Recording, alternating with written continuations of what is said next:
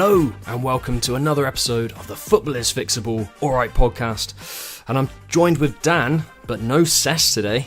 How are you, Dan? You alright? I'm very well. I have been washing my hands thoroughly all week to ensure I make this week's episode. Yeah, what was it? Food poisoning last week, wasn't it? So it was, yeah. Got to keep those hands clean, Dan. Yeah. I mean, yeah, for the record, full disclaimer, I do wash my hands. I think, well, that's not what all of our listeners now think, just so you know. That's libel. But we're back. The Premier League is back. It's been it was a great weekend, wasn't it?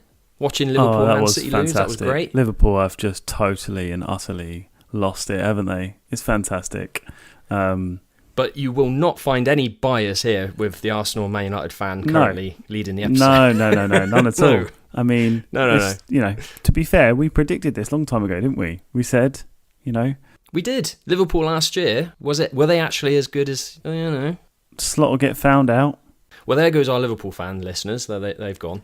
They went a long time ago. We lost those like 4 or 5 episodes ago. Oh yeah, that's true. Probably when we did the Liverpool crisis episode. But go and listen to that episode. We genuinely had some good fixes, and as usual, we were there before other journalists were talking about the crisis. We fixed it, and sadly, they didn't listen. No. But there we are. Can I get into an off the post first before we get properly started? Oh yeah.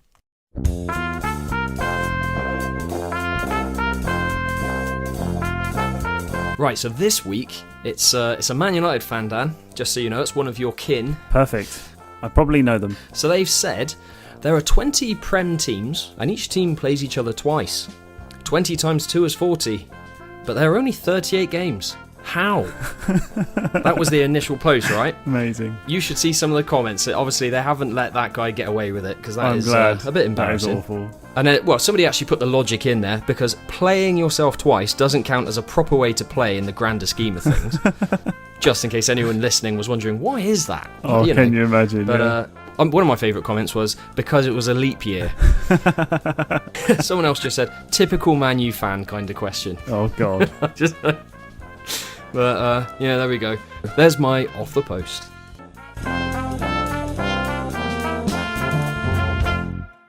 Right, well, as it was North London Derby weekend, it just made me think, the famous adage, form goes out the window on a derby kind of thing. And it just made me think, all the nonsense that comes around, Oh, yeah. So who comes up with this stuff? Like, why does form go out the window? So I think we need to do a bit of myth busting for today's episode. Oh, okay, yeah. That sounds good. I've got a couple myself, actually. But yeah. So does form go out the window in football, do you think? What are your thoughts on that? Do you reckon it does? No, I do not. I think... yeah. Well, you know what? I did a bit of research. Over 20 seasons in the Premier League derbies, the best teams won 43%, they drew 31%, and they lost 26%. So the top team is slightly less dominant than you might expect in derbies, but it's not massively upset prone. Yeah. So form doesn't really go out the window in a derby. No. I think, obviously, that nothing's ever guaranteed, and the odd game you could lose, but it doesn't mean that form totally goes out the window. Yeah.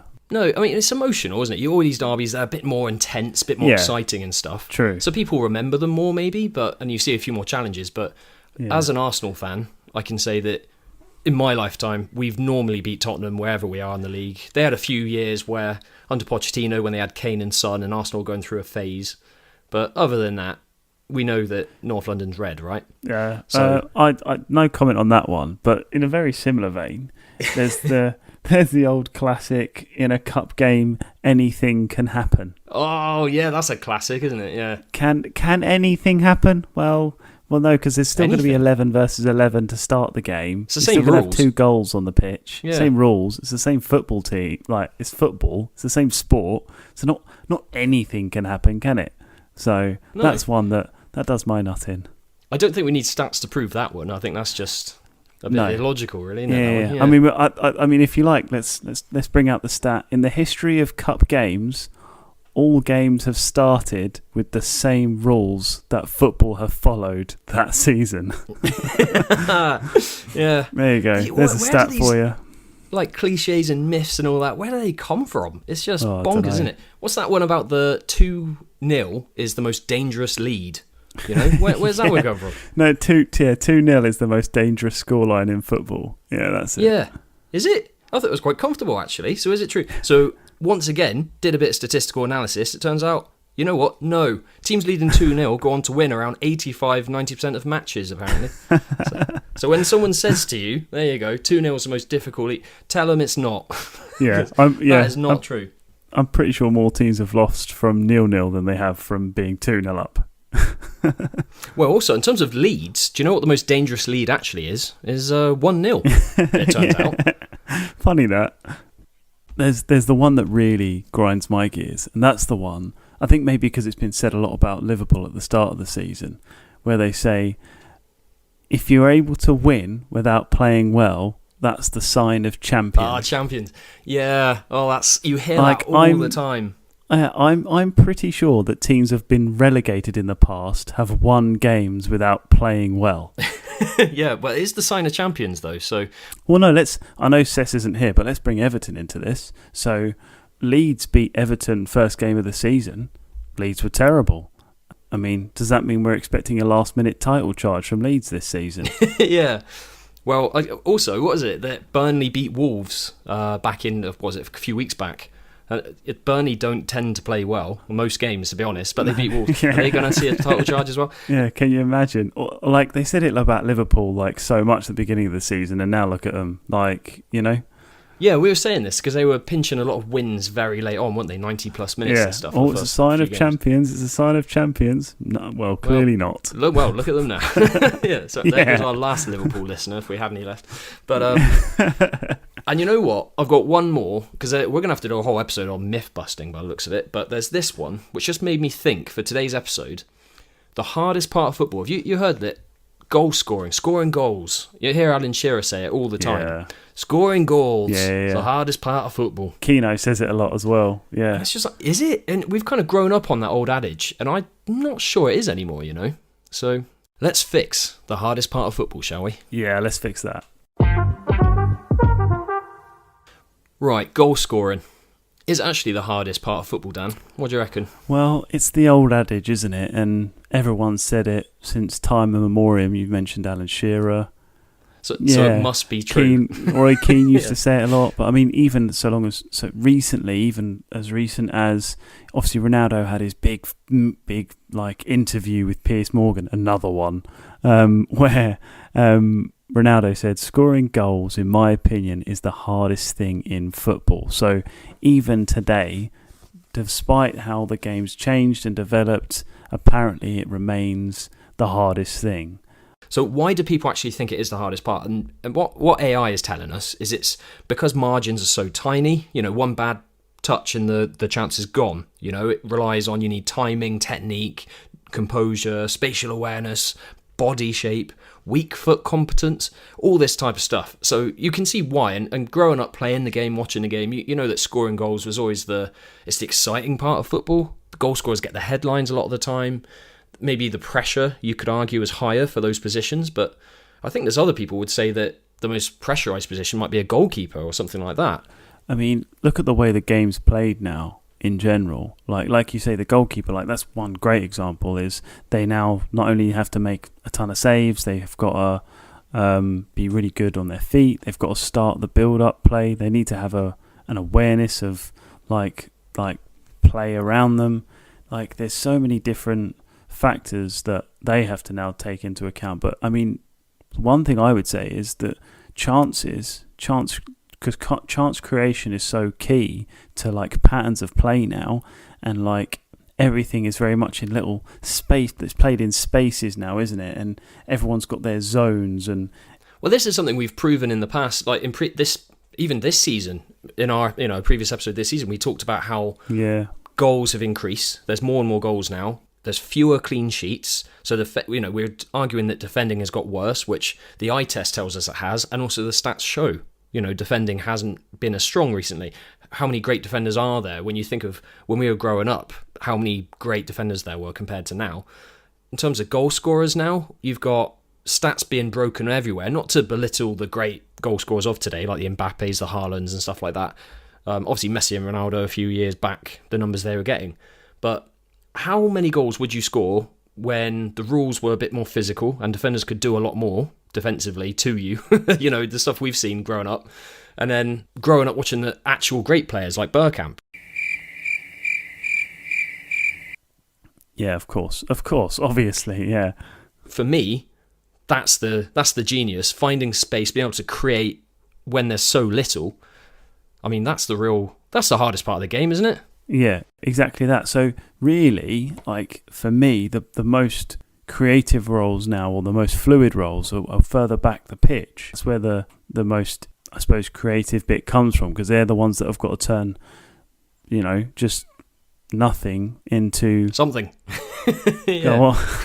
Yeah, that's a good phrase. I'm quite pleased Sess isn't here this week. I think he would have absolutely rinsed me for that, wouldn't he? I mean, one thing, for example, right? So think of all the great strikers we watched growing up. Obviously, the Thierry Henrys, R9, Ronaldo, Sess's favourite player. Obviously, I mentioned Bergkamp. Yeah. You could mention Cantona. You could mention Van Nistelrooy, Solskjaer, all those great players. Ian Wright, Alan Shearer, Michael Owen, all these great strikers. How many great strikers do we see today? Yes, we mentioned Haaland and stuff like that, but we're seeing more and more goals, not just from the top sides, goals across the whole league, and they're not even that great strikers like we grew up watching. So how can goal scoring be the hardest part of the modern game? How is that even true? Yeah, because if you look at Van Nistelrooy, as you say, for example, he was a bit of a tap-in merchant. He was a great finisher, but in the modern game, he'd be cleaning up ridiculous numbers. If he's having teams creating chances for him, in that way, where he just has to be in the right place just to put something away. You imagine the amount of goals he'd score off of the back of that, I think everything is geared towards helping strikers and supporting them to score goals. And that's the thing. Modern day it has different challenges. You have to be more of an athlete. We've talked about that on recent episodes as well. And this is another reason why I think maybe somewhere in the midfield would be the hardest point, because you have to have such stamina, pace, athleticism, as well as the ability to be able to handle that in the midfield kind of battles and that's where the game's won and lost a lot of the time. So true. You've got me going now. Another gripe I've got is goalkeepers are not anything as good as they used to be at just shot stopping. Shot stopping, yeah. So you look at the greats. You look at David Seaman. You look at Peter Schmeichel. You look at Van der Sar, Petr Cech, Oliver Kahn. These keepers weren't. Oh wow, yeah. These keepers weren't great with their feet, but they were incredible shot stoppers. And now we've got players with all due respect to him, Onana, who, he wasn't even that good with his feet anyway, but he could barely catch a ball. How do you get to that position? How do you get to a point where you can be a professional goalkeeper and you can't catch? How does that happen? You know what? There's also this contradictory element where I've heard Alan Shearer say the hardest part of football is scoring a goal. That sounded Scottish. That's meant to be. That was very Scottish. It wasn't very Geordie, that was it? I didn't know Alan Shearer was Scottish. I had no idea. He does go a bit Scottish occasionally. He puts on a bit of an accent. Our Scotsman holds the Premier League goal scoring record and is one of England's top 5 strikers. Yeah. How did he get away with playing for England for so long? It's crazy. Yeah, that's very true. Yeah. But I've also heard Alan Shearer say that, because he was asked if he'd do well in the modern game, and he said, I'd score so many more goals, especially if I had players like De Bruyne setting me up. And as you were alluding to the system that we play in modern football and that kind of stuff. So he's contradicting himself. So he's saying it's the hardest part of football, but he would score even more today than he would have. And he's the leading goal scorer in Premier League history to date. So it just doesn't make sense. I think these pundits they're talking about their own experience of football, and I think what they mean to say is it was the hardest part in football. Maybe. Yeah, I'd agree with that. It probably was at a certain point, especially when you had the better defenders, the harder pitches, the more physical game, especially in the Premier League, in the English game, because defenders could get away with, hacking you down at times, I think that's what's happened to the game. I think the hardest part of football has changed based on everything we've just talked about. So there we are. We'll have to see what the real hardest part is after the halftime head scratcher. That sounded so dirty.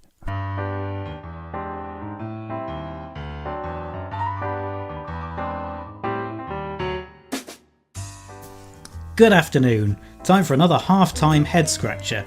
Today's question: Which player has played for the most different Premier League teams? That's a toughie. I'll tell you after the break.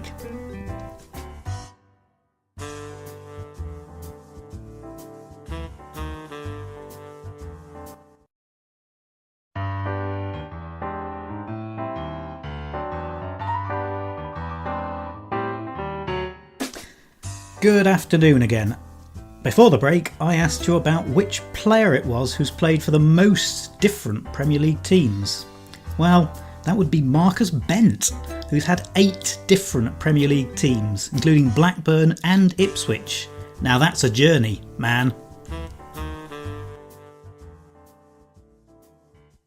Thanks, Coops, as always. Right, Dan, we need to fix the hardest part of football then.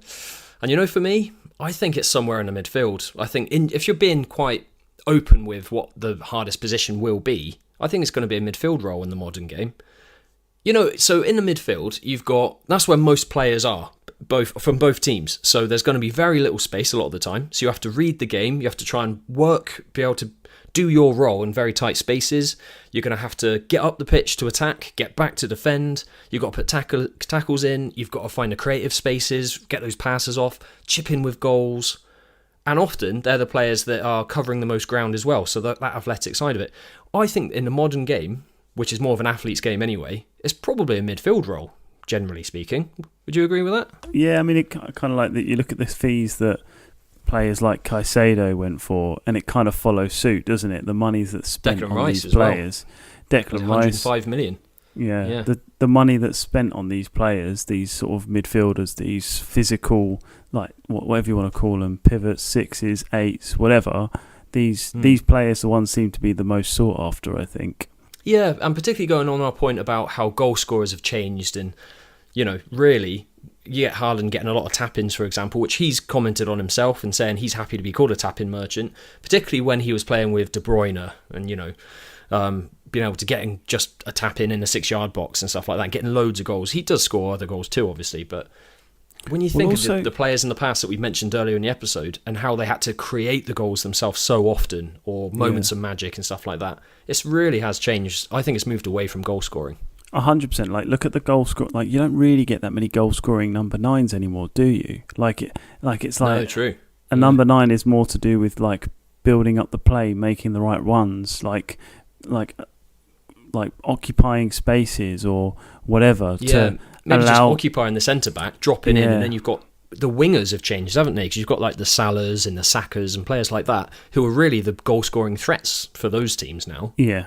So it's more about the team moving the ball around and creating that chance out. How many times do you see balls pass from side to side around the edge of a box while the window of opportunity comes up to then create, and so the goal can come from anywhere, like the extra man on the back post. So often fullbacks get involved in the goals these days as well. So it's the actual goal scoring number 9. That skill of goal scoring isn't really as big a thing anymore either. You don't really see strikers with 20 plus goals that often anymore, do you?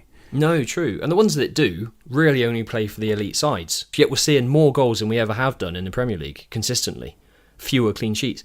So all of this points towards goal scoring is not the hardest part of football anymore. I'd even argue that maybe goalkeepers, like, you look at the amount of different things they have to do now, like, yeah, okay, we said earlier on, like, you don't really get goalkeepers that can make saves that much anymore, but, they're still asked to do everything. So if you've got a good shot stopper that's good with their feet, like, and has technical ability as well to be able to play the ball under pressure when they're being pressed, like, and then also be athletic enough to be able to run off of their line, come out of their area, and, like, be the sweeper at the end, like a Neuer type thing. Like, the expectation for goalkeepers is another level now as well. So I'd even say that maybe that role, because you don't see many good ones. True. There's quite a few goal scorers out there, but how many goalkeepers do you see that are actually good shot stoppers, good with their feet, good at all of the things that modern keepers are expected to do? There's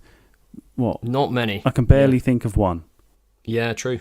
Yeah. And that's the thing, it's few and far between at that top level that we're thinking about. So you might say, because of that, goalkeeping's become even more important, even more difficult, because there's not many of them. I don't know. I think when you look more specifically, it's going to depend on the team. Yeah. It would be, for some teams, like...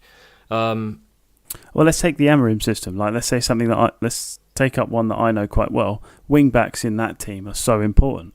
It's a real...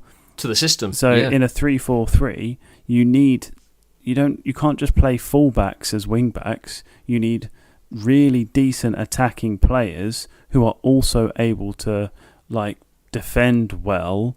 Without the forward ability, the system doesn't work at all. You end up just playing a back five. And that's why Man United have struggled so much, because they don't have those decent players to do it. Oh, that's very funny. And the system you're playing in and the team you're playing against, what's the hardest part of football will depend on each match, right? Yeah. So I think generally speaking, it's often going to be around the midfield. You can argue the keeper, but I think a midfielder, the number 6 or even the number 8 role. Yeah. So often. Right now, I would say the best players in the league are the Rices and Caicedos, probably. You've got the great strikers like Haaland. I don't know if you can put Salah in that anymore. He's dropped off a bit. But who else are the best, most important players to how their teams actually function, if that makes sense? And I think that puts the most important role on those types of players. Yeah, you look at maybe Brentford and Bournemouth that play a little bit more counter-attacking. Bournemouth really rely on Semenyo because of his pace and his ability to carry the ball through the lines. Exactly. He would be their most important player. So, and that will be the hardest part, to do his role. He's crucial to what the team does, and that's hard to do because there's not many players that can do those things. So ultimately, it's not necessarily goal scorers then, is it? No. I think, to be fair, with Liverpool, the hardest thing for them is just to get a point. I wonder... Oh, we can do this now. There's no more Liverpool fans listening to this, so let's go all out. We might as well make the most of it. They want to get Mark Gahey, didn't they? And they might do that in January. I think that could be crucial for their season, to be honest. Yeah, then he'd become their most important player. So there you go. That would be the hardest part in football for them. Exactly. Yeah, not to concede goals and lose matches. Really difficult. So there we are. Goal scoring isn't necessarily the hardest part of football. And now to the hardest part on this podcast. Let's bring in some of John's fantasy football juicy tips. Juicy. How hard are your tips, John? John's juicy tips. Yeah. Alright, the Premier League is back to distract us from the horrors of the cricket. But Arsenal keep on winning, so it's not helping very much. I'll tell you what will help though, these tips. In defence, Nottingham Forest have been ditched. They look a lot better defensively since Big Sean has come in. And my pick of their defenders is Murillo, as he's big on defensive contributions and good from set pieces. In midfield, it's Morgan Rogers. He's underpriced at 6.8 million, considering he's Villa's biggest attacking threat. And he's been on form all season without the returns. Now the goals are coming, and with Wolves up next, I wouldn't back against him scoring more. And up front, it's that man again. It's Erling Haaland. He's got a very juicy fixture at home to an out-of-sorts Leeds team who have lost 5 out of their last 6 games. If you haven't used your triple captainship yet, now is the time. Juicy. Thanks, John. Brilliant tips, as always. His fantasy football tips are officially the hardest on the internet. I don't know about that. I'll have to take your word for it, Dan. But they're certainly impressive. I'll say that much. And looking at our league table, we've still got Tom at the top at the moment, but it is close. We've still got a couple of games left from this game week, but I've got to say, Obi-Wan Bissaka's closing in on Stay Humble FC at the top. How are you getting on, Dan, with your side? Sess has had a nightmare, apparently, because he's forgot to make subs for his injured players or something or other. Yeah, I did this. I did the same, but I've lucked out a bit. The only thing that I'm really gutted about is I left Bruno Guimaraes on my bench. Oh, no. 10 points. Yeah, he had a good 10 game. 10 points sitting on my bench there. So, yeah. Well, there we are. If you want to join our league and see how you'll do against Tom and our guru John, join with the entry code SD4GZV. All your points will carry across, and see if you've got what it takes. Following that, I actually think the hardest part in football now is FPL. You know what? You might be right. it's so difficult to actually get higher, as we found out, to our own cost. It's really difficult. Yeah, like what was it Seth was saying to us earlier on? He's had Bowen in his team. West Ham have won, scored goals. He's not been involved in any of them. Like, what's going on? You can't predict anything, can you? Last match week, he said the same thing. Bowen's been in his team, but he's carrying him, basically. He's just, spent all this money. And what can we do? If this was in real life, you could go and take the product back, get a refund, whatever. You can't. We need, like, some sort of legal team. That's a fix. We have to fix FPL legal claims. FPL claims for you or something. FPL LLP. Yeah. QRS TV. So there we are. Hopefully you've enjoyed the episode, guys. We fixed the hardest part of football there, so we've reached the top. Have a great week. Don't worry, if you've missed Cess, he'll be back next time. And it turns out that scoring might not be the hardest part of football. But as Liverpool have found out, scoring more than the other team is. Have a great week. It's goodbye from me. And it's a goodbye from me.